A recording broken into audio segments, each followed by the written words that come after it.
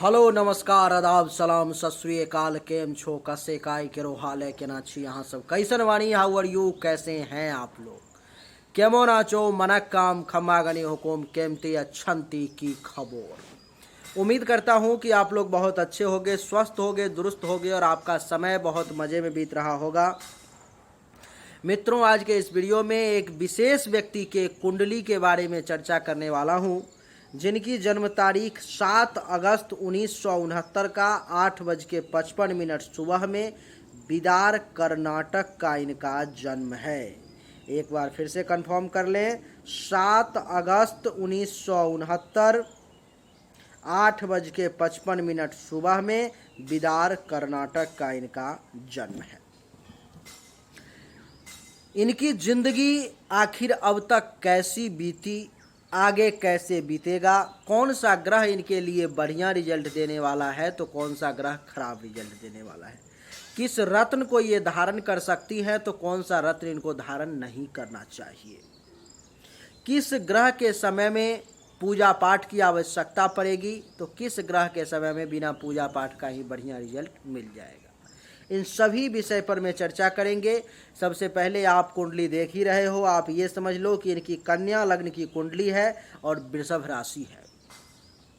आप नोट कर लो कि किस ग्रह का टाइम पीरियड कौन सा रहेगा और जब जिस ग्रह का टाइम पीरियड रहेगा उस समय में वही रिजल्ट की आपको प्राप्ति होगी जो मैं उस ग्रह का फलादेश करूँगा। जब जन्म हुआ तो जन्म से लेकर के 12 अप्रैल 1976 तक चंद्रमा का समय रहा। 12 अप्रैल 1976 से 12/4/1983 तक मंगल का समय। 12 अप्रैल 1983 से 12 अप्रैल 2001 तक राहु की महादशा। 12 अप्रैल 2001 से 12 अप्रैल 2017 तक गुरु की महादशा और 12 अप्रैल 2017 से 12 अप्रैल 2036 तक शनि की महादशा। 12 अप्रैल 2036 से लेके 12 अप्रैल 2053 तक बुध की महादशा। आपका जो जिंदगी है वो 2036 के बाद और 2053 से पहले जिंदगी की जीवन लीला इसी बीच में समाप्त होगी। लेकिन फिर भी मैं एक एक ग्रह का अलग अलग फलादेश करूंगा। आप लिखो, आगे लिखो। अब मैं आपको थोड़ा सा और डीप में ले चलता हूं ताकि आपको सूक्ष्मता से समझ में आए। आप लिखो 12 अप्रैल 2017 से लेकर के 16/4/2020 तक शनि के महादशा में शनि की अंतर्दशा। 16/4/2020 से 25/12/2022 तक शनि के महादशा में बुध की अंतर्दशा। 25/12/2022 से लेकर 3 फरवरी 2024 तक शनि के महादशा में केतु की अंतर्दशा और 3 फरवरी 2024 से लेकर 3/4/2027 तक शनि के महादशा में शुक्र की अंतर्दशा। 3/4/2027 से 16 मार्च 2028 तक शनि के महादशा में सूर्य की अंतर्दशा और 16 मार्च 2028 से लेकर 16/10/2029 तक शनि के महादशा में चंद्रमा की अंतर्दशा। 16/10/2029 से लेकर 25/11/2030 तक शनि के महादशा में मंगल की अंतर्दशा और 25/11/2030 से लेकर 1/10/2033 तक शनि के महादशा में राहु की अंतर्दशा। 1/10/2033 से लेकर 12/4/2036 तक शनि के महादशा में गुरु की अंतर्दशा और 2036 के बाद बुध की महादशा आ जाएगी जिसमें जिंदगी का अंतिम समय बीतेगा। आइए अब एक एक करके सभी ग्रहों को समझने का प्रयास करते हैं कि आपके ज़िंदगी में कौन सा वो ग्रह है जो आपके लिए बढ़िया रिजल्ट देने वाला है, कौन सा वो ग्रह है प्रोफेसर साहिबा जो आपके लिए बुरा रिजल्ट देने वाला है। सूर्य से चर्चा आरंभ करेंगे और सूर्य आपके कुंडली के एकादश भाव में बैठे हुए हैं 21 डिग्री पर में, जो कि एक मारक ग्रह है, अच्छा नहीं है।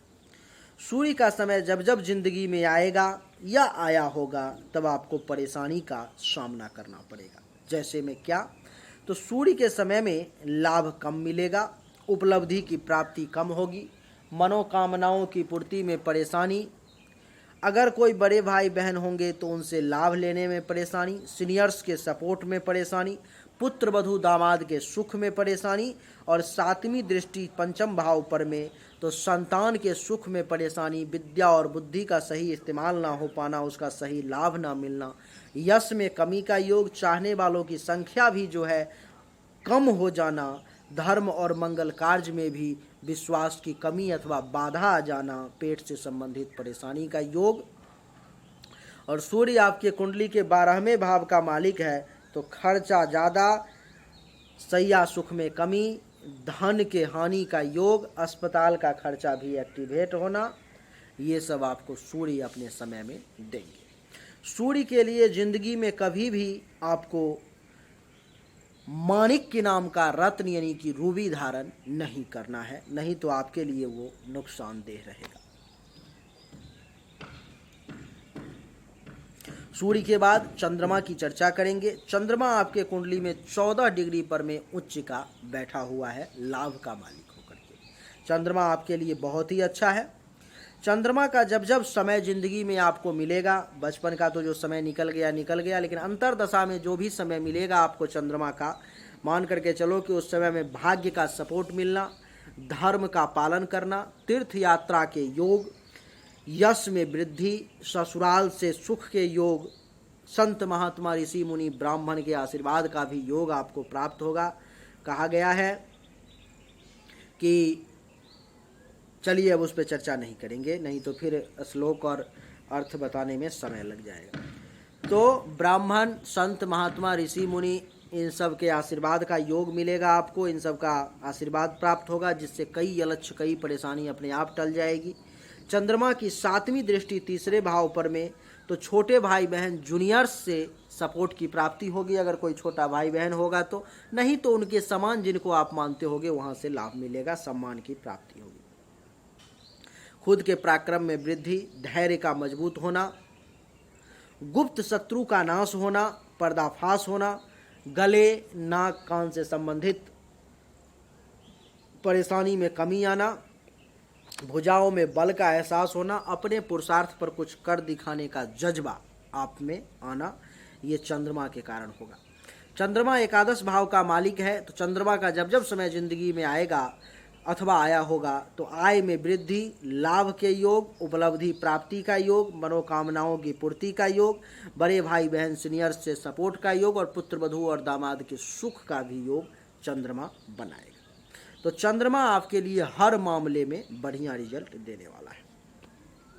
चंद्रमा के बाद अब मंगल की चर्चा करेंगे। मंगल आपके कुंडली के तीसरे भाव में वृश्चिक राशि में बैठे हुए हैं। मंगल आपके लिए उतना अच्छा नहीं है।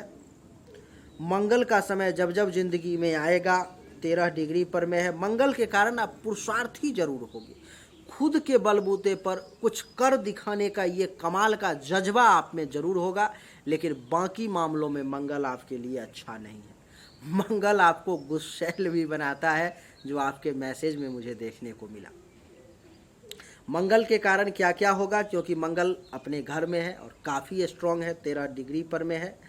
तो मंगल के कारण क्या क्या होगा, मंगल के कारण गुस्सा आपको ज़्यादा आएगा। ज़िंदगी में जब मंगल का समय आएगा, ख़ास तौर पे उस समय में गुस्सा ज़्यादा आएगा। छोटे भाई बहन जूनियर्स का मंगल के समय में सपोर्ट मिलेगा, लेकिन कम मिलेगा। खुद के पराक्रम में जरूर वृद्धि होगी, धैर्य आपका जरूर बढ़ जाएगा। छुपे हुए दुश्मन को खोज करके निकालने की क्षमता आप में जरूर विकसित हो जाएगी। और इसकी जो चौथी दृष्टि है, भुजाओं में बल का बहुत एहसास होगा, ताकत का, कि कुछ से कुछ कर देने की क्षमता जो विकसित हो जाती है वो मंगल के समय में जरूर होगी। और मंगल की चतुर्थ दृष्टि छठे भाव पर में, तो दुश्मन कुछ परेशान करेंगे मंगल के समय में, चिंता में कुछ समय बीतेगा। हेल्थ वाइज इशू का सामना करना पड़ेगा। भगवान न करे कर्ज केस मुकदमा से बच करके चलना पड़ेगा। पेट से संबंधित परेशानी कुछ जरूर आएगी। अपयश लगने के योग रहेंगे। शोक और दुख की भी कुछ प्राप्ति हो सकती है, इसलिए सावधान। मंगल की 7वीं दृष्टि नवम भाव पर में, मंगल के समय में भाग्य का जितना सपोर्ट मिलना चाहिए उसमें कुछ कमी रहेगा। धर्म कर्म के प्रति आस्था रहेगी, लेकिन बहुत ज़्यादा नहीं, मिला जुला करके। ऋषि मुनि संत महात्मा ब्राह्मण का आशीर्वाद आप ले पाओगे, लेकिन थोड़ा सा कम। और धर्म के काम में भी भागी बनोगे, लेकिन थोड़ा कम बनोगे। और मंगल की 8वीं दृष्टि 10वें भाव पर में, तो इज्जत प्रतिष्ठा मान सम्मान की थोड़ी सी कम प्राप्ति होगी। पिता को हेल्थ वाइज इशू का भी सामना करना पड़ सकता है मंगल के समय में। और सरकार से भी कुछ लाभ के योग मंगल के समय में बन जाएंगे, अगर कुछ कनेक्शन होगा सरकार से तो। मंगल आपके कुंडली के 8वें भाव के भी मालिक हैं, तो अचानक से धनहानि, दुर्घटना और बनता हुआ काम बिगड़ने का भी योग मंगल के समय में बनेगा। तो मंगल के लिए जिंदगी में कभी भी मूंगा नाम का रत्न आपको धारण नहीं करना है। चंद्रमा के लिए मोती धारण करने की आवश्यकता ही नहीं है। अब बुध की चर्चा करेंगे। बुध आपके कुंडली में प्रथम भाव के साथ साथ 10वें भाव का मालिक है और 12वें भाव में बैठा हुआ है। बुध आपके लिए हिंदुस्तान के लिए बढ़िया नहीं है। अगर आप बुध के जब महादशा अंतरदशा जिंदगी में आएगी, उस समय में हिंदुस्तान में रहोगे तो आपके लिए वो बेनिफिशियल नहीं रहेगा। जैसे में क्या बेनिफिशियल नहीं रहेगा, तो बुध का जब समय आएगा तो खर्चा ज़्यादा होगा, धन हानि के योग बनेंगे, अस्पताल का खर्चा एक्टिवेट होगा, आँख से संबंधित कुछ परेशानी, पाँव में दर्द और अस्पताल में दवा दारू में आपका पैसा जाएगा। दारू नहीं, दवा ही सिर्फ। और बुध की 7वीं दृष्टि, आप प्रोफेसर हो, बड़ा संभाल करके शब्द का चयन करना पड़ता है। और इसकी 7वीं दृष्टि 6ठे भाव पर में, तो दुश्मन कुछ परेशान करेगा, चिंता में वक्त बीतेगा, हेल्थ वाइज इशू का सामना करना पड़ेगा, पेट से संबंधित परेशानी का भी सामना करना पड़ सकता है। भगवान न करे संभल के चलने की आवश्यकता होगी, नहीं तो लड़ाई झगड़ा केस मुकदमा का भी कुछ योग बन सकता है, कर्ज भी लेना पड़ सकता है और शोक और दुख की भी प्राप्ति हो सकती है हिंदुस्तान में। हिंदुस्तान से अगर बाहर रहोगे तो इसका विपरीत रिजल्ट प्राप्त होगा, विदेश में अपार धन दौलत का योग बनेगा। आपके लिए बुध बढ़िया रिजल्ट देगा, हिंदुस्तान में आपके लिए इज्जत प्रतिष्ठा मान सम्मान सब में कमी ला के छोड़ देगा। तो बुध के लिए भी जिंदगी में कभी भी जीवन रत्न के नाम पर में पन्ना धारण करने की आवश्यकता नहीं है। बुध के बाद बृहस्पति की चर्चा करेंगे। बृहस्पति जो है आपके कुंडली में मस्तक पर में ही आपका विराजमान है, ज्ञान की दिव्य ज्योति है आपके पास में, अपार ज्ञान की प्राप्ति होगी। बृहस्पति 10 डिग्री पर में मस्तक पे जिस व्यक्ति का विराजमान हो, भाग्य का भले ही साथ ना मिले एक तरफ दूसरे ग्रहों के कारण, क्योंकि जो मैं देख रहा हूँ जिंदगी थोड़ा सा संघर्ष से है जूझ रहा, लेकिन फिर भी बृहस्पति जिसके मस्तक पर में हो, ज्ञान की कमी उसके पास में नहीं होती। तो आपके मस्तक पर में बृहस्पति विराजमान है। खास करके बृहस्पति के समय में आपको ज्ञान की बहुत प्राप्ति होगी, ज्ञान का सही इस्तेमाल करेंगे, चेहरे पर में वो गुरु का तेज होगा, एजुकेशन फील्ड से लाभ लेने का मौका मिलेगा, विवेक में वृद्धि होगी, रंग रूप भी बड़ा सुंदर दिखेगा, विनम्रता रहेगी, विनम्रता भी बृहस्पति के समय में आपको रहेगा, स्वभाव भी बढ़िया रहेगा। बृहस्पति की 5वीं दृष्टि 5वें भाव पर में संतान का सुख भी प्राप्त होगा, विद्या और बुद्धि का सही इस्तेमाल करके उसका उचित लाभ भी ले पाएंगे, यश में वृद्धि होगी, चाहने वालों की संख्या भी बढ़ेगी, धर्म और मंगल कार्य भी करेंगे, पेट से संबंधित परेशानी भी कम होगी। और इसकी 7वीं दृष्टि 7वें भाव पर में जीवन साथी का सुख भी बृहस्पति के समय में प्राप्त होगा, काम और वासना की पूर्ति भी होगी, वैवाहिक जीवन भी बृहस्पति के समय में बढ़िया रहेगा, कारोबार काम धंधा भी बढ़िया चलेगा, दैनिक रोजगार व्यवसाय भी ठीक रहेगा और दुश्मन भी आपका विशेष कुछ बिगाड़ नहीं पाएगा। पार्टनरशिप में भी अगर किसी के साथ काम होगा तो बृहस्पति के समय में वो भी ठीक चलेगा। शर्त यह है कि अंतरदशा में खराब अशुभ ग्रह मारक ग्रह नहीं होना चाहिए। बृहस्पति की 9वीं दृष्टि 9वें भाव पर में, बृहस्पति के समय में भाग्य का सपोर्ट मिलने का योग, धर्म के पालन करने का योग, तीर्थ यात्रा करने का योग, संत महात्मा ऋषि मुनि ब्राह्मण के आशीर्वाद प्राप्ति का योग। कहा गया है कि दैवाधीनम जगत सर्वम मंत्राधीनस्त देवता, ते मंत्रा ब्राह्मणाधीना तस्मात् ब्राह्मण देवता। ये जो दुनिया है देवताओं के अधीन है। कहा जाता है कि बिना उसके मर्जी के एक पत्ता भी नहीं हिलता। तो ये जो दुनिया है देवताओं के ग्रहों के अधीन है और वो जो देवता हैं मंत्र के अधीन है और वो जो मंत्र है आप जैसे ब्राह्मणों के अधीन है, वेद पाठी ब्राह्मणों के अधीन है, तपस्वी ब्राह्मणों के अधीन है और इसीलिए ब्राह्मण देवता है। इसीलिए ब्राह्मण का आशीर्वाद आपको निश्चित तौर पर में ज़िंदगी में प्राप्त होगा, और बृहस्पति के समय में तो खास करके प्राप्त होगा, और उसका फल आपको मिलेगा। ज़िंदगी में कई बार बड़ी बड़ी विपरीत स्थिति से भी वो आशीर्वाद आपको बचा लेगा। शिक्षा का भी पूरा उपयोग कर पाएंगे। बृहस्पति के समय में गुरु आचार्य सबका आशीर्वाद भी प्राप्त होगा। और बृहस्पति जो है आपके कुंडली में चतुर्थ भाव के साथ साथ सप्तम भाव का भी मालिक है। तो बृहस्पति के समय में सुख में वृद्धि, माता व माता तुल्य महिलाओं से लाभ, जमीन, मकान, अचल संपत्ति, वाहन, इन सब का सुख प्राप्ति का योग। और बृहस्पति आपके कुंडली के सप्तम भाव के भी मालिक हैं, तो सप्तम भाव के रिगार्डिंग भी लाभ मिलेगा। बृहस्पति आपके लिए बहुत अच्छा है। बृहस्पति के लिए वैसे 10 डिग्री पर में है, पीला पुखराज पहनने की आवश्यकता नहीं है, लेकिन अगर आप बृहस्पति के समय में उसको पहनते हो तो वो आपके लिए नुकसानदेह जो है तो नहीं होगा। तो बृहस्पति आपके लिए बहुत अच्छा है। बृहस्पति के बाद जो है सो शुक्र आपके लिए तीसरे राशि में यानी कि मिथुन राशि में कुंडली के 10वें भाव में बैठे हुए हैं। दूसरे भाव और 9वें भाव के मालिक होकर के शुक्र भी आपके लिए बहुत अच्छा है। शुक्र ग्रह सब की स्थिति आपके लिए बड़ी अच्छी है, लेकिन समय अभी अच्छा नहीं चल रहा है, उस पर पहुंचता हूं। शुक्र आपके लिए जो है सो बहुत बढ़िया है, और शुक्र 10वें भाव में बैठा हुआ है, जिसके कारण से जो है सो इज्जत, प्रतिष्ठा, मान सम्मान में शुक्र के समय में वृद्धि होगी। शुक्र के समय में पिता अथवा पिता तुल्य लोगों से लाभ मिलेगा, और सरकार से भी फायदे के योग बनेंगे। पद, प्रभुता, अधिकार में वृद्धि होगी, कारोबार में वृद्धि होगी, और प्रमोशन, इंक्रीमेंट के योग बनेंगे। 7वीं दृष्टि चतुर्थ भाव पर में सुख में वृद्धि होगा। माता अथवा माता तुल्य महिलाओं से लाभ मिलेगा। जमीन, मकान, अचल संपत्ति, गाड़ी, इन सब का सुख भी प्राप्त होगा। और शुक्र के समय में धन दौलत जमा भी हो पाएगा। परिवार के लोगों से भी लाभ मिलेगा। वाणी भी बड़ी मीठी हो जाएगी, अभी के जैसा कड़वा नहीं रहेगा। और पड़ोसी से भी लाभ मिलेगा। और शुक्र 9वें भाव का मालिक है, तो भाग्य का भी सपोर्ट मिलेगा। धर्म और तीर्थ यात्रा करने का मौका प्राप्त होगा। ससुराल से लाभ मिलेगा। संत, महात्मा, ऋषि, मुनि, ब्राह्मण, इन सब का आशीर्वाद भी आपको प्राप्त होगा। तो शुक्र का समय भी अच्छा रहेगा। शर्त सिर्फ इतना है कि बृहस्पति के महादशा में शुक्र की अंतर्दशा आपकी बहुत अच्छी नहीं रही होगी, क्योंकि बृहस्पति और शुक्र आपस में दुश्मन है, इसलिए थोड़ा सा परेशानी आपको हुआ होगा। लेकिन फिर भी शुक्र आपके लिए बढ़िया है, गुरु आपके लिए बढ़िया है। और शुक्र के लिए भी किसी प्रकार के व्हाइट पुखराज, सफ़ेद पुखराज यानी कि ओपल फायर, स्फटिक, हीरा धारण करने की आपको आवश्यकता नहीं है, क्योंकि वो खुद अपने आप में काफ़ी मजबूत है। शुक्र के बाद शनि की चर्चा करेंगे। शनि 15 डिग्री पर में अष्टम भाव में नीच का बैठा हुआ है, जो आपके लिए अच्छा नहीं है।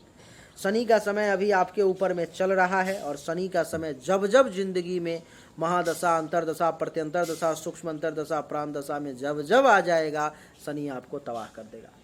शनि का परेशानी क्या क्या है? शनि के समय में आपके ऊपर में मार्केस का प्रबल योग लागू हो जाएगा, या जब जब आएगा तब तब हो जाएगा, और जब जब आया होगा तब तब हो जाएगा। और अभी चल रहा है शनि, तो आपके ऊपर मार्केस का प्रबल योग चल रहा है। मन में कभी कभी मृत्यु का भय भी सता सकता है, अथवा दूसरे शब्दों में कहूँ तो वो आपको परेशान करने का कोशिश करेगा। अचानक से धन हानि का भी योग बनाएगा। रैंडम लॉस का भी योग बनाएगा। बनता हुआ काम भी बिगाड़ने का कोशिश करेगा। दुर्घटना, एक्सीडेंट का भी योग बनाएगा। प्राइवेट पार्ट से संबंधित कुछ परेशानी भी दे सकता है। शनि की तीसरी दृष्टि 10वें भाव पर में पिता अथवा पिता तुल्य लोगों को भी परेशानी का सामना करना पड़ेगा। उनके साथ भी संबंध में आपको परेशानी आ जाएगी। सरकार से भी लाभ लेने में टेंशन, तनाव की स्थिति उत्पन्न हो सकती है। काम धंधा भी बहुत अच्छा नहीं चलेगा। पद, प्रभुता, अधिकार, प्रतिष्ठा, मान सम्मान में भी कमी आएगी। और शनि की 7वीं दृष्टि दूसरे भाव पर में धन धान्य संपत्ति जमा करने में परेशानी का सामना करना पड़ेगा। परिवार में टेंशन और कलह की स्थिति, किसी की मृत्यु भी हो सकती है। रिश्तेदारों में, परिवार में, अथवा कहीं भी जहाँ से आप जुड़े हुए हो, आपके कुटुंब में वाणी में दोष की स्थिति जो है उत्पन्न होगी। बड़े कड़वे और रूखे शब्द का प्रयोग करोगे। पड़ोसी से टेंशन, तनाव की स्थिति उत्पन्न होगी। और परिवार में भी कलह की स्थिति और आँख से संबंधित परेशानी। और 8, 9, 10वीं दृष्टि पंचम भाव पर में संतान को लेकर के चिंता, संतान को लेकर के परेशानी, पेट से संबंधित परेशानी, गर्दन में दर्द, मुख से संबंधित परेशानी और विद्या बुद्धि का सही इस्तेमाल ना हो पाना, यश में कमी, चाहने वालों की संख्या में कमी, धर्म कर्म में कमी, पेट से संबंधित परेशानी का भी योग शनि देवता आपके लिए बना देंगे। और दुश्मन भी परेशान करेगा, रोग भी परेशान करेगा, चिंता में भी वक्त बीतेगा। तो शनि आपके लिए बढ़िया नहीं है। शनि के लिए ज़िंदगी में कभी भी नीलम नाम का रत्न धारण नहीं करना है। शनि का जब तक समय है, अगर आप हिंदुस्तान छोड़ करके हिंदुस्तान से बाहर रहते हो तब तो शनि का जो बुरा प्रभाव है वो आपके लिए कम हो जाएगा, लेकिन हिंदुस्तान में रहोगे तो शनि आपको विशेष तौर पे परेशान करेगा। शनि के बाद राहु की चर्चा करेंगे। राहु आपके कुंडली में है, 6ठे भाव में बैठा हुआ है, जो आपके लिए ठीक नहीं है। राहु का जब जब समय आएगा, वैसे डिग्री बाय 29 डिग्री पे है, बहुत कुछ बिगाड़ पाने में सक्षम नहीं है, लेकिन ये राहु है तो परेशान करेगा। क्या क्या? तो दुश्मन से परेशानी, चिंता, हेल्थ बाय यीशु का योग, पेट से संबंधित परेशानी का योग, भगवान न करे कर्ज, केस, मुकदमा, ऋण का भी योग बना देगा, इसलिए सावधानी बरतनी होगी। अपयश, कलंक लगने का योग, शोक और दुख का योग। और राहु की 5वीं दृष्टि 10वीं भाव पर में पिता अथवा पिता तुल्य लोगों से परेशानी, उनको भी हेल्थ बाय यीशु की समस्या, काम धंधा अच्छा न चलना, पद प्रतिष्ठा, मान सम्मान, अधिकार में कमी। 7वीं दृष्टि 12 भाव पर में खर्चा ज़्यादा होना, धनहानि का योग और हॉस्पिटल का खर्चा भी एक्टिवेट होना।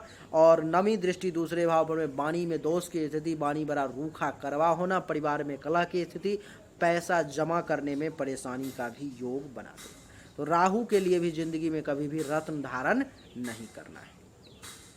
केतु आपके लिए 12 भाव में बैठा हुआ है, केतु अच्छा नहीं है। केतु के समय जब जब आएंगे ज़िंदगी में तो खर्चा ज़्यादा होगा, धन हानि का योग बनेगा, अस्पताल का खर्चा एक्टिवेट होगा। और 5वीं दृष्टि 4थे भाव पर में सुख में कमी, माता अथवा माता तुल्य महिलाओं को हेल्थ बाय यीशु परेशानी का योग, उनसे टेंशन, तनाव, लाभ कम मिलना, जमीन, मकान, अचल संपत्ति, गाड़ी के रिगार्डिंग परेशानी, अनएक्सपेक्टेड लॉस।